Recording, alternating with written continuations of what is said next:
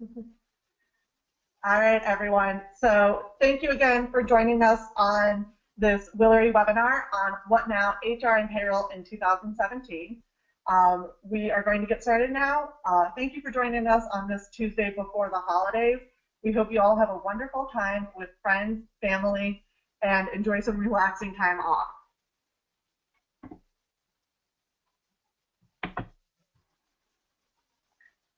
Hopefully you'll see the next slide in a second. All right. Well, one moment. Sorry about this.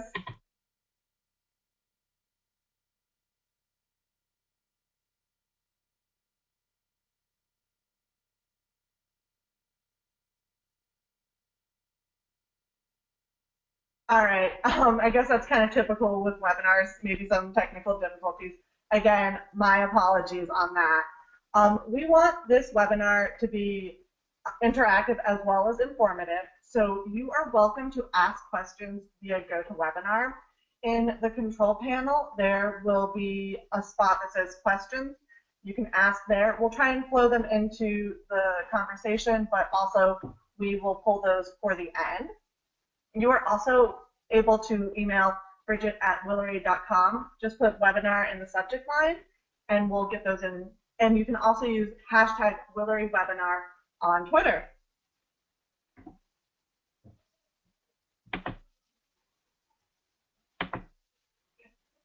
So as many of you guys know, Willory is the nation's only staffing and consulting firm dedicated to HR and payroll. But what makes us truly unique is in the marketplace is our ability to offer talent, operations, and systems expertise to help your organization in a more universal manner. So I am Bridget Klein, Willory's marketing coordinator, and I'm going to go ahead and let John and Lisa introduce themselves. Lisa. Hi, I'm Lisa Mamula. I'm Willory's Director of Client Relations, and glad you could all join us today. And I'm John Bernatovich. I'm the president and founder of Willory, so thank you for attending, and I will give a plug to Lisa. These sessions were conceptualized a couple years ago during a team think tank idea that we took from the Shark Tank, and these webinars and trainings back to our network and HR and payroll friends in the community as a result of her brainstorm ideas. So thank you, Lisa. Thank you. Okay, so today's webinar is focused on setting you up for an incredibly successful 2017. We will be focused on regulations and deregulations, the state of HR and payroll, what candidates want, and how to recruit, and managing the interview process. Yesterday, for the first time in 8 years, the Electoral College confirmed a new president. It's predicted that a lot will change in the next 4 years as a result. On one hand, President-elect Donald Trump is an incredibly savvy businessman, and on the other hand, a virtual unknown when it comes to politics. It's always, I think this year's way different than past years because we kind of don't know exactly what's going to happen, and we're working on a lot more best guesses.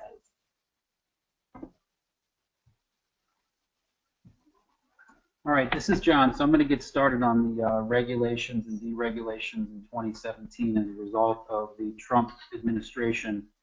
I guess as the president and founder, I'm given the doozy of talking about what is the most controversial president-elect in my lifetime as a result of what has been described as the most brutal campaign since Andrew Jackson versus John Quincy Adams in 1828. So that's some history for you, not to over-dramatize the event. As with most presidential campaigns, you will see a number of promises that are made, and in reality, a fraction of those will actually come true based upon the process that we have in Washington. But there's a couple key points that Trump ran his campaign on that we anticipate by his cabinet designations and some of the team he's putting together they'll fight to complete to try to get those campaign promises put into action. One of them was on taxes. So the concept is around simplifying the tax code, an ability for them to also go and repatriate foreign profits in an effort to keep that money inside of the U.S. economy. In addition, balancing the budget with the concept of reducing what is somewhat of an out-of-control national debt. Overall, what this means for us in HR and payroll is hopefully there will be more money in our American workers' pockets. That's the intention. And what is done with that is obviously at the discretion of those particular individuals. Next, probably the most controversial and eyebrow-raising concept of the campaign was the concept of building the wall and some of the immigration policies that Trump campaigned on. From our perspective, we think there's going to be enhanced employment immigration responsibilities forced down on HR just because of the fact that they're basically trying to ensure that we have an appropriate immigration process and that those that should be in the country are, and to potentially go through the process of working through the immigration process to ensure that we have rightful attendees into our country. The next one that seems to have a lot of momentum, you hear this kind of in the first hour, in the first day, the repeal and replace of the Affordable Care Act. Interesting, as that was in essence one of President Obama's legacies of his tenure in president, and to have it potentially replaced and repealed. It seems like with the House majority and Senate majority, there's a lot of momentum around that concept, and there is some speculation that it will not be able to fund itself long term. So we would speculate at Willory that this is going to impact HR between somewhere the way that it used to be prior to the ACA and somewhere to where the ACA is today. We think there will be regulations. We think there will be affordability issues. We think there will be regulations as it relates to the ACA, but I think it will be less burdensome, less tenuous, less report-driven, and also an opportunity to put that back into the hands of some of the states as well as some of the basic buyers of healthcare. Next is the what was the controversial FLSA requirement with the significant increase in the overtime eligibility requirements put out by the FLSA. Days before its enactment on December 1st of this month, the East District Court and Judge Amos Mazin III put an injunction on that ruling. Many companies had actually gone through the process to implement that change, and because of their size, they went ahead with the regulatory changes. I saw that happen at a number of larger, more recognizable employers. But the main thing that we're reading and seeing on this regulation is to say to you to be ready. It seems as if there's questions in Washington as to whether or not there'll be support at the DOL and other organizations that would fight this injunction, and we're not sure how much support they'll get under this new administration. I can't imagine that this dies in its entirety, but I would, again, not too different than the Affordable Care Act, probably something to where we are today and something that was proposed under President Obama. Probably some midpoint is where we'll settle on, but the timing of that is unknown, and I think more importantly what you as HR and payroll professionals need to be prepared for is to be ready, because it sounds like if the injunction is released, the institution of that law or regulation would be pretty immediate. So I would suggest being prepared to understand what that impact could be to your employee population. And then the last point, which I think, frankly, many people had said the reason why Trump was elected was his connection with the kind of working middle class in the Rust Belt, so to speak. And what he talked about was jobs, jobs, jobs. Not too different than his background in real estate of location, location, location. So a huge premise as it relates to his campaign. And certainly as an owner of a staffing business, we wouldn't mind to see more jobs, jobs, jobs, but we understand the pressure that would put on an HR and payroll department, specifically around the requirements of adding new staff, ensuring that they're trained, having the right forum for you to bring on those employees. And to me, it just means more opportunities for HR to shine and to ensure they're bringing in the right talent. And that's really the premise of our presentation today, is how you can do that effectively. So as Bridget had mentioned, I think there's an overarching theme, which is change is a coming. So keep your eye out for it, and better to be prepared than not. And I'll let Lisa go on in a little bit about how the state of HR and payroll is going to be impacted as a result of those items. Yeah, thank you. So as we look at the state of HR, what can we expect? Well, I think we talked a little bit about the impact of the new administration, a few uncertainties to say the least, but I do believe it's going to be a bit of wait and see. We can anticipate some changes. I know a campaign doesn't always translate into actual policy change, so we'll see what ends up being the priorities in the new year. You know, as that impacts company policy, you know, it's always important to periodically review company policies, not only from a compliance standpoint, but also to ensure that they're current and reflect a modern workplace. And this is all really going to maintain the overall climate in an organization and ultimately impact all functions in HR. Recruiting, we're going to dive into recruiting trends in the coming year a little bit more, specifically around your employer brand and attracting quality candidates.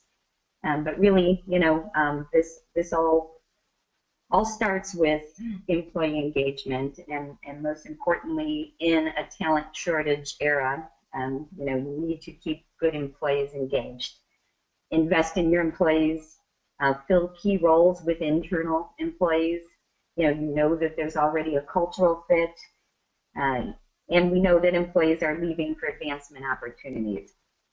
And not to mention that engaged employees are the best source of referral candidates, all of which we're going to talk about today. Yeah, so I'll go ahead and continue on the subject of the state of HR and payroll, and focus on payroll. So from our standpoint, you know, the payroll job, we don't anticipate changing majorly going forward. If there is tax code revisions, obviously a lot of that is driven by a company's payroll or HCM system, and also to the potential revision of the Affordable Care Act. Obviously there was a ton of momentum. Many HCM providers pre the launching of the regulations saw a significant uptick in their systems because of the requirements of how ACA was reported to ensure eligibility. So I think those two areas will be important from a payroll perspective, but generally one thing that we're seeing, and I'm curious, you know, for those that are participating, we see a supply and demand issue in payroll, and this has been happening over the last few years, and we're unique in the fact that we have a very honed-in focus on payroll, and have placed hundreds of payroll professionals in our business. It is harder to find good, qualified payroll professionals for clients. There are less of them. There is not an educational path for them. There's not a payroll degree in college like there is human resources. So a lot of these individuals that are in payroll are actually coming up from other areas, maybe HR, maybe accounting, maybe another team. So we feel as if there's a shortage of quality payroll professionals, which makes it harder when that critical position is left void based upon some sort of change that happens within the company. So the job market, we know 2016 experienced a labor shortage. There were about 30% of jobs left unfilled. So when Trump talks about creating jobs, you know, I think with the low unemployment right now, we also have a lot of people that are still underemployed, and so that's going to, you know, when new jobs are created that are appealing, then could create additional movement. There are right now one person looking for a job for every 1.4 job opportunities. So it is a tight labor market, and I see that trend continuing in the new year. We've had 6 straight years of job growth, which has led to the low unemployment. What we're looking for, I think what people are looking to see in coming to explore opportunities is a little trend towards pay transparency. The government is encouraging this in certain industries, not only from gender equality, but employees and job seekers want to know what salary ranges are. I think there's tools out there available to job seekers so they can see, how competitive their salary is. And there's also, stories out there on Glassdoor. So, job seekers are doing what they need to do to explore new opportunities. Where we're headed with that, I will say if you haven't already gotten there, HR will need to transform to a people science. So if you're not already tracking key employee metrics, you need to start doing that and solve business problems. We have big data and tools available now to look at productivity, engagement. We can analyze turnover, talent acquisition and development data, and this is all impacting the bottom line. So as we look at this, and this is one trend, I know right now there's a strong demand for technical skills, especially in HR. We have a lot of open positions and opportunities in that space.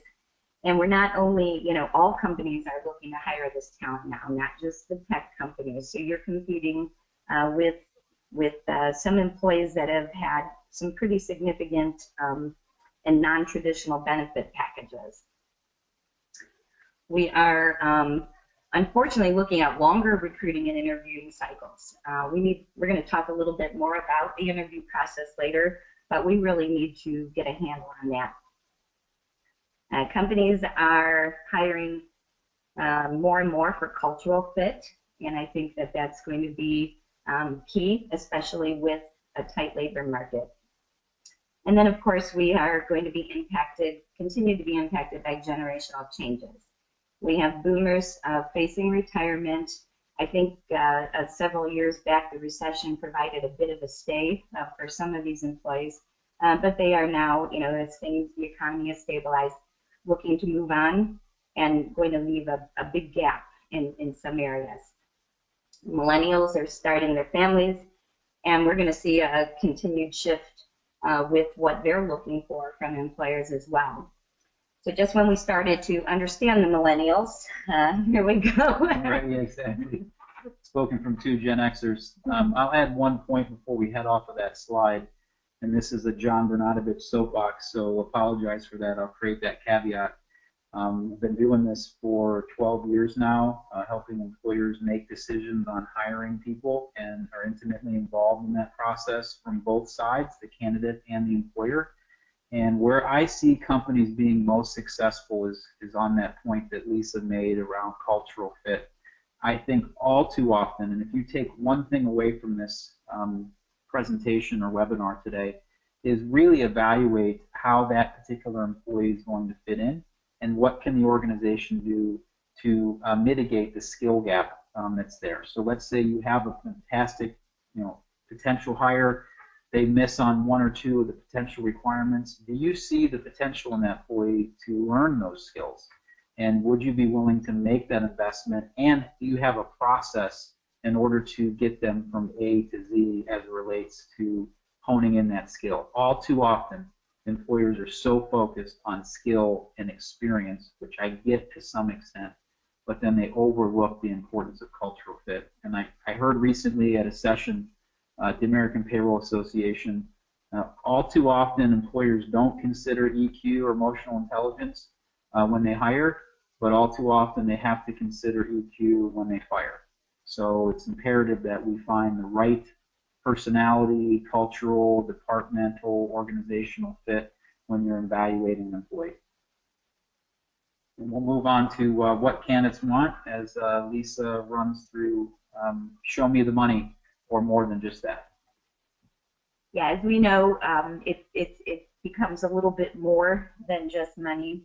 Employee satisfaction comes from providing a nice benefits package, including health insurance, which is probably number one in terms of importance, having a cost-effective plan. 401k still ranks up there as one of the top benefits that employees are looking for. You know, now more than ever, employees need to think about their future and financing their retirement. And so if you're not offering a competitive package, you know, that's one reason being at risk to lose your employees. There's non-traditional work packages. I think an opportunity to be creative and provide comprehensive packages. I'm not talking about, you know, the pinball machines in the break room, but I think there is potential to get more creative with leave policies and flexibility, PTO and vacation time. I think it's an area that you could very cost effectively allow employees to manage their own schedules and enjoy a little bit more time off, because ultimately they are looking for that work-life balance. Which leads to the next slide, and I'm proud to have been able to build a 100% virtual workforce environment for the team at Willory. Certainly creates a unique challenge, but at the same time a very compelling opportunity for our team members. As a result, we've had continued success in attracting great talent. It has been part of our screening process because you have to be comfortable working virtually, sometimes on your own, by yourself, in your home. So there's things that need to be balanced in that regard that need to be taken into account. We've been recognized by ERC in our North Coast 99 designation, where they highlighted our unique work environment. So I'd offer out to anyone on the webinar, if you're trying to figure out how to create better work-life balance, don't hesitate to shoot me an email or hit me up on Twitter. I'd be happy to help in that conversation. But two primary points I think that have allowed us to be successful in this way is that we have the infrastructure in place to ensure that virtual work environment, things like Office 365 and Skype communication. There's a standard way by which we onboard employees, and they have their laptop and their secondary information for their screens and all that stuff, that we have a process in place, and then we have a plan as it relates to their schedule. One of the main things that I see happening is I've heard complaints you can't leave work when you work from home. So we ensure that we have a process, especially for those on our team that are part-time, as to when their work schedule is, and ensuring that they're not being stressed by the ability to work whenever they want. And I think those two things kind of go into a big impact of having that infrastructure and then having a plan in the schedule. So let's talk a little bit about recruiting in 2017. Most important, I would say, when we're looking at metrics is quality of hire. And that's something that you can measure by surveying your hiring manager's satisfaction and looking at length of employment. So really, ideally looking for employees that are staying over 2 years. You know, other key metrics, and I think another recurring theme here is time to fill. So, you know, let's get this back to a reasonable rate. And this all goes back to the data analysis we talked about, and really now with the tools we have the ability to look at big data and you know, impact that bottom line. So how do we find the best candidates? Well, I guess as John already mentioned, we can look at internal promotions. We already know these individuals are not only a cultural fit, but have the ability to deliver results. You know, if they have the capacity to learn new skills, you can measure their team skills, attitude, character, motivation, and really just provide appropriate training and advance from within. Another cost-effective initial place you should look is your internal applicant database. You know, these candidates have already been attracted to your brand. Start there. You've already, you know, kind of crossed that first hurdle and have people that have interest in working for you. And we look at how people are finding jobs, you know, employee referrals, number one, traditional job boards and staffing firms. You know, you want to recruit people that are going to stay with your organization. Again, it all creates that cycle of having engaged employees and employees being able to refer new candidates to you. You know, candidates are doing their homework. They want to know what your culture is, your values, what are your perks and benefits, what's the company mission. They also want to know what is the career trajectory, you know, what is the potential for advancement within your organization, what are the expectations of your organization and workload, and what are other employee perspectives. So, you know, when you start looking at these candidates that are looking into your organization, if you're limiting your sourcing to people that have all the skills and qualifications, you're really just hunting for average performers.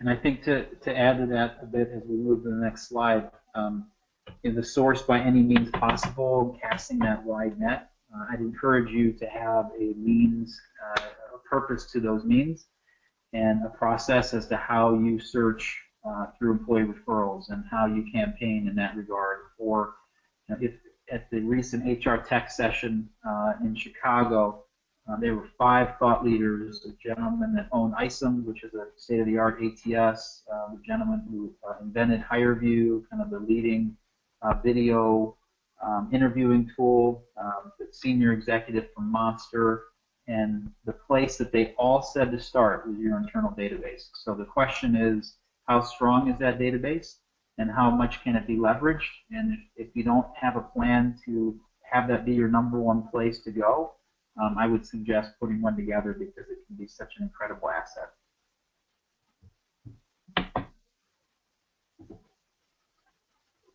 We're going to talk a little bit about sourcing passive candidates, but I think it's noteworthy to mention that there is a trend towards some level of an increase in active candidates.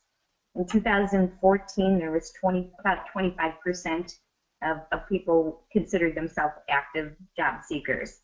In 15, that increased to 30%, and in 2016, that increase was up to 36%.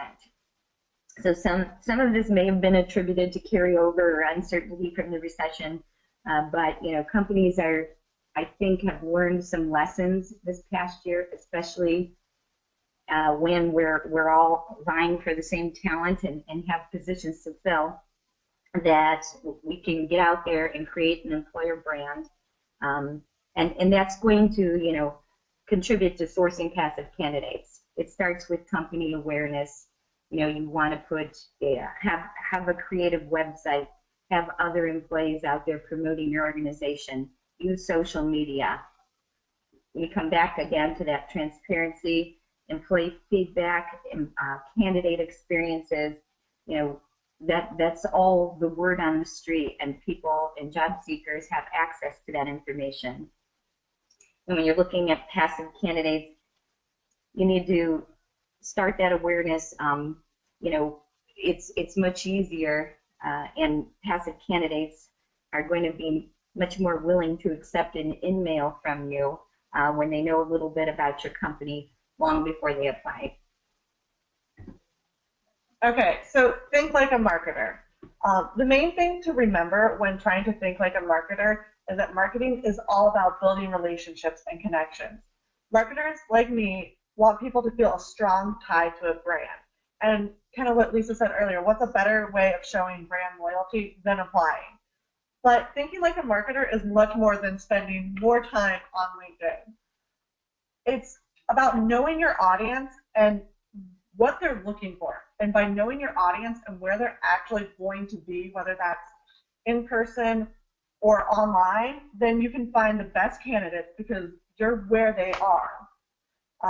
Staying in contact is probably the biggest thing that marketers in recruiting like to talk about, because it's so easy to forget about a candidate, but each connection point or phone call you have with a candidate plays a vital role in recruiting and how your brand is perceived. LinkedIn, ZipRecruiter, associations are all amazing tools. Don't get me wrong, but will they really help you find the best? Going back to knowing your audience and meeting them where they are. Use tactics like content marketing, so that includes blogs, video, that kind of thing, email recruiting, SEO, and employer branding to make an impact. Your community is one of the best assets you have. And your community is so much more than just your online presence. I know that a lot of times when you hear marketing and community, you probably think, oh, the people that follow us on Facebook or that kind of thing. No, it includes your bench of candidates, your partners, your clients. These are the people who can help you find the people you want working for your organization by using cultural fit, by kind of addressing the individual needs of your organization. Okay, so now we're going to talk about managing the interview process. And again, we think we have a pretty unique perspective, seeing how employers act from the interviewer and then how the candidates act from the interviewee. And so as we progress through looking at the interview process, this is probably soapbox number 2 for me. We want to talk about the actual interview process and ensuring before we get into that you understand the job, right?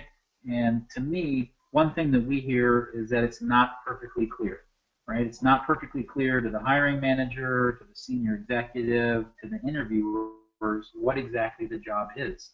And that can create a lot of confusion. Just like you expect a candidate to be prepared for the interview and understand your company, you as an interviewer need to clearly understand what the job is, who it reports to, what the inner workings are, because the candidates are actually equally, if not more, evaluating you, the employer, in that interview process. So they look for consistency in this message, and they look for clarity to ensure you can have an open dialogue about how are you a fit for this job, in the areas that you're not, let's talk about them so we can have open discussion.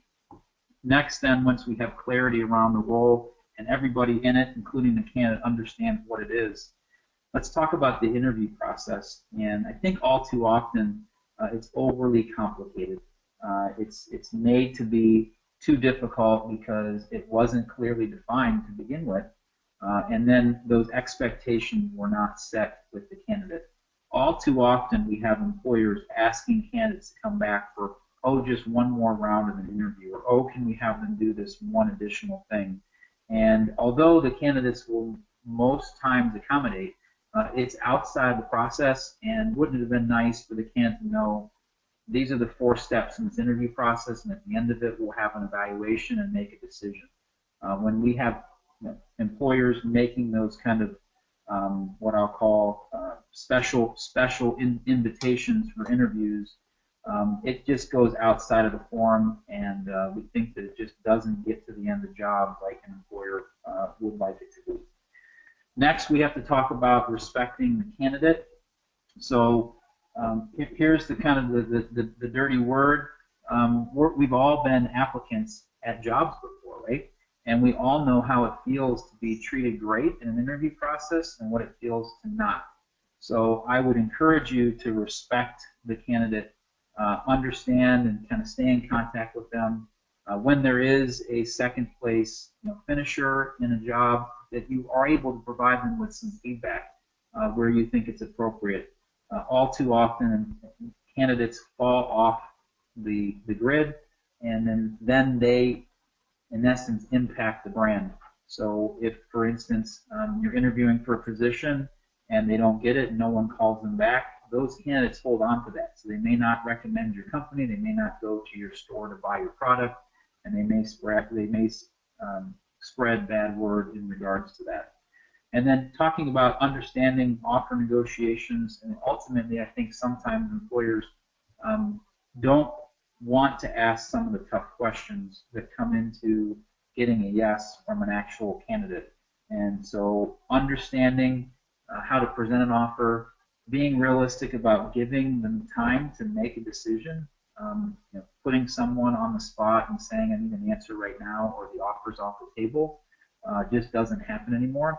And just be fair, you should, in your process, understand what their financial expectations are, and that you can be fair and respectful of what you can offer someone, so that you don't kind of bait and switch them. And so, in that particular regards, it's important to understand that candidate's situation.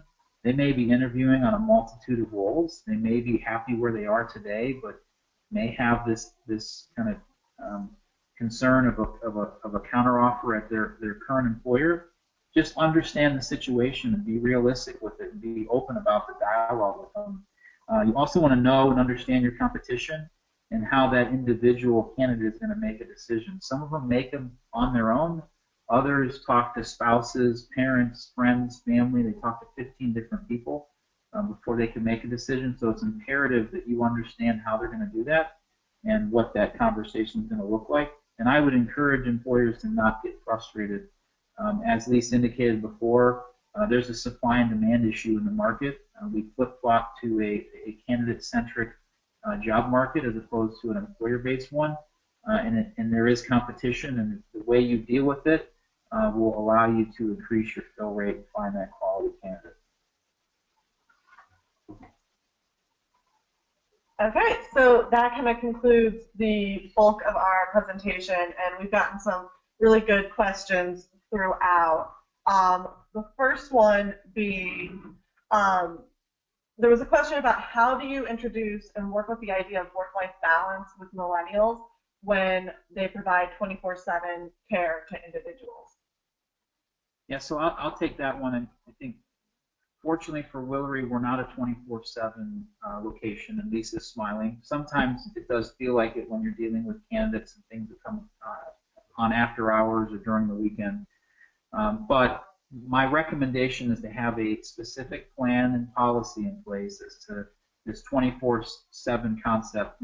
You have to concern yourself about this ready-to-work regulatory requirement from an HR perspective. So I would recommend that you document and build a process around what does that, how do we create work-life balance, and ensure that once you've developed that process, that you run that past an internal legal companion that you may have on your team or counterpart, or if you need an employment attorney to review it, just to ensure that what you're expecting in your policy and in your process is realistic as well as legally compliant. Great, thank you. I think this kind of addresses is to Lisa, but why are the interview and recruiting cycles getting longer? Well, I think one thing that John mentioned earlier was that obsession with perfection. So, this is really flawed logic, and we're excluding many top performers. If you have someone with all of the qualifications, they may not want the same job, so they're not even applying for those jobs. People, again, we talked about, are looking for advancement opportunities, so it really is counterintuitive that you would want somebody that's performing in that exact role to take on. So again, it's take a look at culture, look who you can train, and look at your, set realistic expectations for, who can fill that job and perform. And really lay it out, lay your process out, and take a look at where it can be tweaked. And, I think it can still be effective, but be a little bit more efficient. Yeah, and I think sometimes perfect doesn't exist. I shouldn't say sometimes, always, right? There's no such thing as a perfect candidate. And all too often, employers expect an immediate result, right? An immediate result. Lisa and Bridget are looking at themselves like, you got two perfect ones right here, which is awesome. But, from our standpoint, you have to understand kind of the good and the bad and be realistic about it. And I would go back to that point of let's ensure that we find the right cultural and personality fit. Let's not overanalyze things. And I think one final point here is that we've been burned. Every employer has on a bad hire, whether it be somebody that accepts a position and doesn't show up on day one, someone that stays for a week and goes back to an old job, someone that you thought would be here forever leaves after 90 days. And those kind of bad experiences kind of sit in our heart, and they're painful, and so we don't want to make that same mistake again. Whereas you probably have a number of employees that you've hired that have been with your company for more than 10 years. So understand what that process was like. Don't focus on the negative so much. Learn from it, but understand that we're dealing with a very unique dynamic, a human being and a brain that can change their mind at any moment. So. You mentioned that cultural fit is so important when hiring. Should employers be expected to train employees that they hire for a cultural fit instead of a skill set? Yeah, I think to address that point, again, that was soapbox number one. So cultural fit is really important. I think it's kind of the reverse, right? So if you feel like you get someone that's hardworking and dedicated and fits with your team and has that emotional intelligence that would work within your HR, payroll, whatever position you're hiring, but is missing a skill around being able to do pivot tables in Excel, or understands your reporting query in your HCM system, or has all the intricate depth in a compensation analyst role, has some of it but not all of it. I would encourage you to talk about a plan, ensure that the candidate is interested in learning those skills. So one key thing I would ask, if you have a great cultural fit and the person, one of the key roles is to understand pivot tables, and you bring it up to the candidate and they run the other direction, well then that's probably not the right fit. Or if they say on the contrary, I would love to learn pivot tables, I've taken the class once, I just haven't been able to find the time, and then put a plan together to maximize the deficiency and turn it into a positive, and that employee will frankly be more interested in staying with your company because you've made an investment and you've enhanced their skill set in a different way than another employer has just kind of blown them off because you didn't know how to do pivot tables in Excel. So we touched on what's going on with baby boomers and millennials, but there's a whole generation in between there, Gen X, which both Lisa and John are, and we didn't talk about that. So what's going on with them? So are we dating ourselves then, or is that what we just did? I may be at a lower end of that curve. So proud member of the Gen X. So historically, the role has been a bit of a bridge between the baby boomers and the millennials entering the workforce, and for obvious reasons, for technology, for just speaking language, for understanding, what the different generations are looking for, what's important to them. And now I think there's a trend as again boomers are retiring, and the Generation X is moving into the most senior positions within an organization. Their role is now kind of mentoring as millennials are getting into middle-level management positions and kind of being the mentors. And I think it kind of has that same feel of like the middle child, right? I mean, the middle child bridges that gap between the older child in a family that's maybe had more anal parents and were watching every single thing that was going on, then to the baby of the family who gets away with everything, right? So they're kind of stuck in that middle. And I think, let's not forget that Gen X, right? There's just a ton of publicity around baby boomers, and especially now how millennials are in essence, the largest part of our workforce, it will be shortly. Let's not forget about those Gen Xers. Well, and then I think it's also important that the latest generation, which they're calling Gen Z, is actually starting to enter the workforce, and to remember that those are kids or young adults who have never really lived without the technology we're accustomed to now. They had computers in school the entire time, whereas a lot of millennials may have gotten computers in school, in middle school or high school, so not even as in tune to technology as Gen Z will be. All right, and so our final question, we touched on FLSA and how some companies have already established their plans and worked through it, but as an average, what should companies do now? I would just say the main thing is to be prepared, watch the legislation, follow it if you want to on Twitter, or if you work with an employment attorney, make sure you're on their mailing list. I think it's newsworthy. It's a newsworthy topic, but I feel like with the new administration coming in here in about a month, I don't know where that is on the priority list and to what extent there will be a fight to remove the injunction. But I keep an eye on it, because once it's removed, it could happen very quickly, and you have to react accordingly. And hopefully many of you already have done that, so you can just dust off that spreadsheet of those that you thought might be impacted by the overtime regulations. So one last question, actually. A lot of industries are moving from direct hire to more of a consulting model, and so more people are working on their own. Is that happening in our experience in Ohio, or is it happening in HR and payroll? Transparently, we've actually seen a fall off in our temporary business, if that's the term that you're using, but an increase in our consulting practice. So that's kind of a yes and no answer. One thing that we saw at the beginning of this calendar year, which was pretty consistent in our industry, is a tremendous amount of what we call conversions. So we had a large number of the temporary HR and payroll professionals that were working at clients that once new budget season came open, they had money to be able to afford to hire that person directly into their company. And I see this, I talked about this concept of individuals wanting to be their own boss, work in their own environment, and in essence, hey, I'm going to work a 6-month contract or consulting assignment, and then I'm going to take the next 2 weeks off and take a vacation. And then I'm going to come back and do my next job. In order to do that, you have to have a skill that's in demand.